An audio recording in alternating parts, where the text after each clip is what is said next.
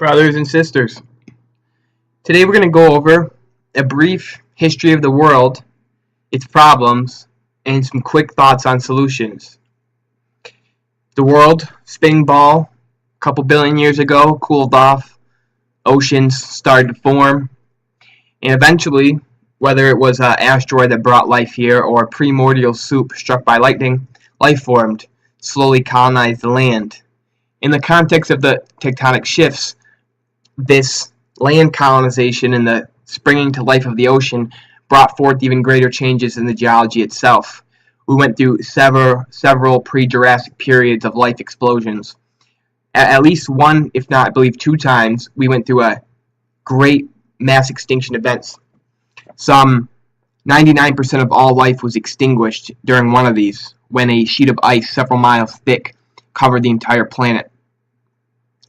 Despite this, life being reduced down to 0.01% or what have you of its original state, that life that survived make up all of our ancestors today. 65 million years ago, the dinosaurs, they went away.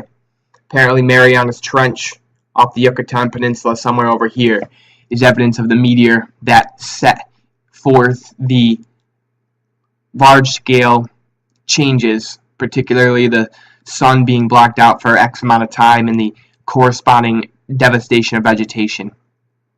In those 65 million years, we've seen the mammals retake over. They were more versatile than the dinosaurs. They survived off of roots, scavenged off of dead bodies, and so they weren't as hard hit as the dinosaurs were.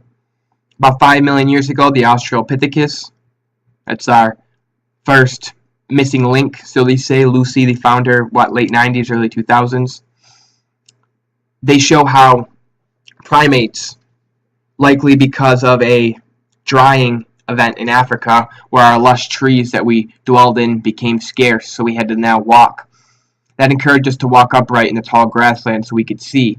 Because we were vulnerable, because we were not as agile as the big game around us, particularly the cats, we had to become even more cohesive than our primate ancestors. During this time, everything from the opposable thumb to the walking upright to the increased protein, increased dietary habits, to eventually having free time, being able to source enough foods. Early humans, Homo erectus, Homo ergaster, eventually Homo habilis, Homo sapien, Neanderthal, to where we are, Homo sapiens sapien. We developed fire, basic language, the ability to store food. With this extra time we had to dwell, we started to bury our deceased. We started to express ourselves in artwork that more often than not depicted survival strategies. They often showed landscapes, giving us a safe distance from predators. They often showed water, which is the quintessential element for life. They also showed the predators that eat us and that the animals that we prey on to avoid death and to sustain life. The artwork, the culture, the harmony with nature was all natural. It was a natural harmony. This map right here is a very interesting map showing various blood groups, the Y haplogroups particularly. And there's a strong correlation between the migrations from where we believe our first mitochondrial atom was descended in Central Africa, and his descendants reaching throughout the rest of the world, starting from A on the line down to B, all the way to O and R are the latest. This map is very interesting, and a whole 30-minute discussion could be had on it itself. I spent many times looking at this. It almost directly corresponds to many of the world's major language groups, because as people migrated, they adapted to their local situation, separate from the original group or from other groups. They developed their own language, identification skills, etc. But for the most part, this map could be a little better. These blood groups have a corresponding language group, and this is the basis for ethnicity. And this is the basis why discussions of race are silly, because there's one human race There's evidence that Homo sapiens were, if whatever even race means, what's the race of animals? The Homo sapiens and Neanderthal intermingled quite extensively in China and Europe. It was first believed that we killed the Neanderthal, but now it's believed that we intermingled and just essentially co-opted them. Regardless of what the truth is, we weren't there. Do we trust all of the scientific research? I don't, but some of it makes sense, so that's why it's useful. Well, these groups eventually settled into what's known as the main river valley civilizations throughout the world. We had some in the New World here too. I don't like to list those. This time is what many anthropologists worse to as the biggest mistake in human history. This falling out of nature, this falling out of harmony with God, as is preserved in many oral traditions, like the Garden of Eden story. This was a great blow to human life expectancies, to the equality of men and women, to the amount of time children get to spend with their parents, so on and so forth. At this time, we were starting to shape the land as hunters and gatherers, but nothing to the extent of today, where we're going through the 6th largest mass extinction, thanks to the despots in control of the industrial machinery. Agriculture exclusively put men as the plowers of the land. Men became the breadwinner, when historically in most hunter-gatherer societies it was always the woman. In hunter and gatherer societies, men and women spent most of the time together throughout the day with their children, always in sight. Fishing, hunting, gathering, together. Sometimes the men would go on large hunts by themselves, but often they were together. This all changed with agriculture. Agriculture also created massive surpluses, which were hoarded, squandered by the powerful. These powerful men then devised various traditions, rules, regulations, so that their wealth that they received in one lifetime, and by taking from others in their lifetime, this could then be passed down, not only the wealth, but the privileges, the power. Thus, we have born the modern empire state, which has been with us since. It's my belief that there could have been a different state to take over, to express our maternal, our anti-material, our natural instincts and dispositions, our social harmony with nature. I believe we could have civilized under those terms too. Or maybe that's just our hope. Maybe being civilized requires this disgusting history we've had since, of war after war, of rich, corrupt despot killing and conspiring to maintain the gross inequalities of society from then until now. From agriculture, from these first civilizations and the empires they gave birth to that we are with today, we have these systems still with us in these cartoons. The rich and the poor, how society produces wealth and how it is distributed. Used to be in harmony with nature, with each other, sharing freedom, love, hunter and gatherer. Still is in many hunter-gatherer societies, but many of them are being slowly but surely co-opted by the dark forces just outside the jungle. This is the way of life we have been given since. Now, for all time, there's been thousands of kings, thousands of rulers who have used sometimes equally, sometimes much worse measures than others to keep the population in line. Well, out of the ghettos of Europe came a banking power, unparalleled in history. Not since the time of Rome has a group commanded so much land, so many people, so much wealth. And today, even proportion-wise, it's arguable their influence is greater than the most powerful of the Caesars. You know who you cannot criticize, you know who rules over you rather, by identifying who you're not allowed to criticize. Now, often left out of history are the bankers behind the scenes, who they are, what they represent. Often they're painted as victims, as the last sentence says here. Even though this was the richest man in all of England, richer than the king, only the state benefited. That's the premise here. It used to be victim, now it's subject. This family, the richest family in modern world history, the modern world which has never seen so much slavery, warfare, death, destruction, chaos, intentional profiteering off misery, which of this family is no doubt, without even having to look into their intimate history, has to be responsible for, partly, right? How could the richest, most powerful family in modern history have their hands clean from the bloodiest, most evil time ever recorded? Proven by the sheer amount of people suffering in confinement to urban and rural poverty. Well, they're victims of conspiracy theories. Unfounded, of course. No. There's a common thread that weaves the powerful institutions of Europe to the present time. The masters of the world, the masters of money. The Knights Templar, well, their full name were the Knights Templar, the keepers, poor fellow soldiers of Christ, and the Temple of Solomon. During the Crusades, they excavated what was believed to be Solomon's site.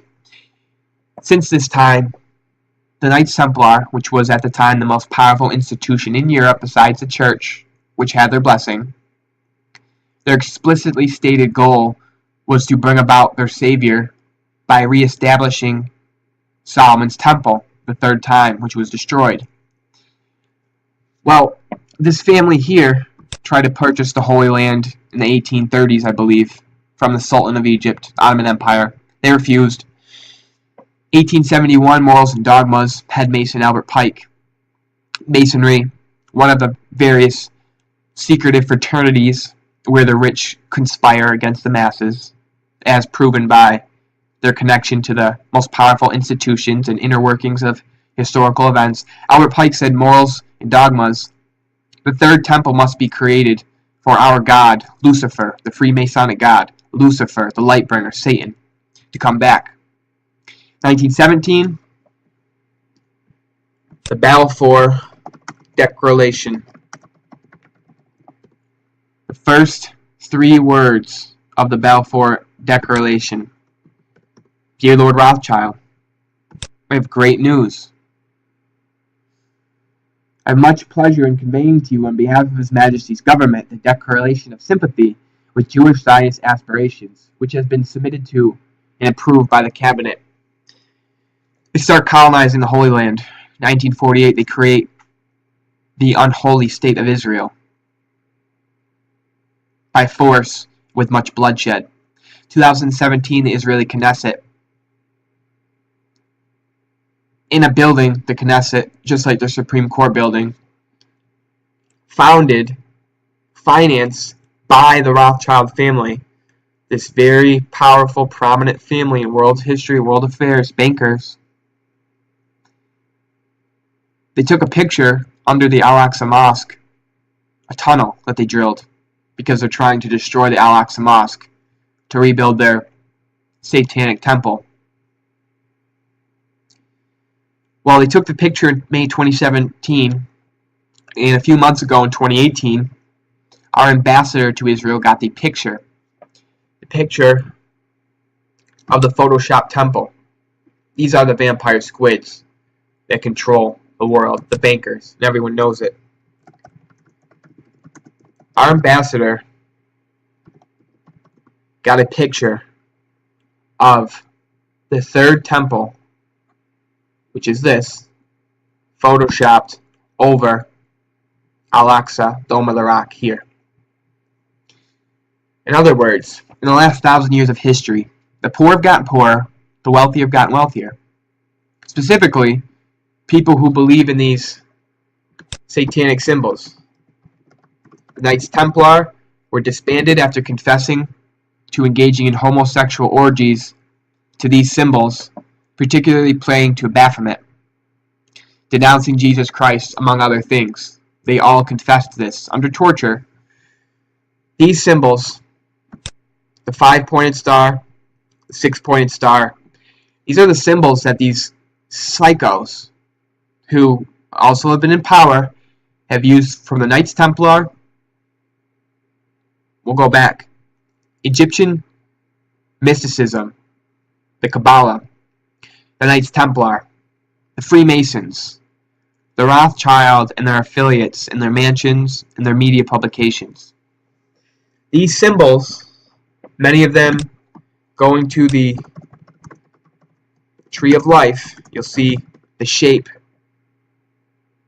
They have the 5-pointed hexagram, the 6-pointed hexagram inherent. I'm not sure if this is related. I believe it is. They're identified by their symbols, by their actions, their very specific actions, concentrating wealth and power under these people's hands, the Rothschild family and their affiliates. At the same time, concentrating wealth and power into a state that cannot be rebelled against like they have in China, while building the third temple. They are this close. They have the menorahs ready. They have it all ready. Now, the suffering of our people does not need to be overstated or understated. We know that we are in dark times. There's never been so many people. There has never been so much suffering. There have never been so many few whose wealth has depended on the suffering of so many. With that said, the people, we have the power to stop it. Many of us are caught in the struggle to survive, to put food on the table for their children. They do not even have enough time in the day to do that. So we cannot ask them to stick their neck out more at this time. Those of us who do have the time, the resources, the know-how, the passion, and the spines of steel to stand up, knowing that we, if successful, will be cut down. It is up to us to reach out and to create systems where we can immediately alleviate the needs of those in the war zone, those struggling to survive, so that we can also free more people as we work towards the long-term strategy, the long-term goal. What is the end game? Should we think about it globally, nationally, by town? Yes, yes, and yes, all three. But what is first?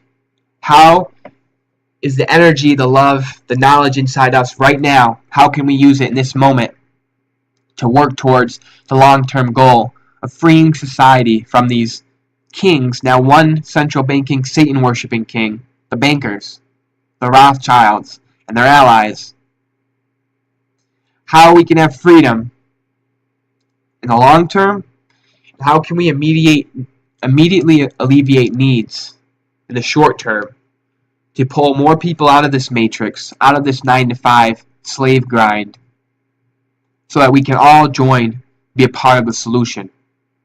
Community gardens, community organizing, taking back local elections, striking and dismantling local corporate industry, while reclaiming it as mom and pops, creating local incentivized tax structures, creating local incentivized police who are there for the community and who will arrest known felons who travel through your town and mine, like the Rothschild family who are connected to high crimes against humanity, like our politicians. They drive through my town. I don't know about you, but our local governments, our local courts, they can and they will be a solution to these problems as we take them back. And we can. Everyone is ready. The middle class is ready. The working class is ready. Those who are struggling to survive the most are most ready. We're all ready. It's about having fun, coming together, showing love, addressing these very real issues, and showing that we are the community. We have the culture to counteract, to balance out all of this evil, to create the alternative system of love, peace, freedom, as we tear down this system of hate, division, and inequality. It is time, brothers and sisters, that we unite, that we ask, what can I do to make this place better? Then we move out from there, and then we have solutions to these problems. The solutions we're all seeking. They're in you, they're in me, they're in all of us. Let's join forces. Let me know what you guys think in the comments. Take care.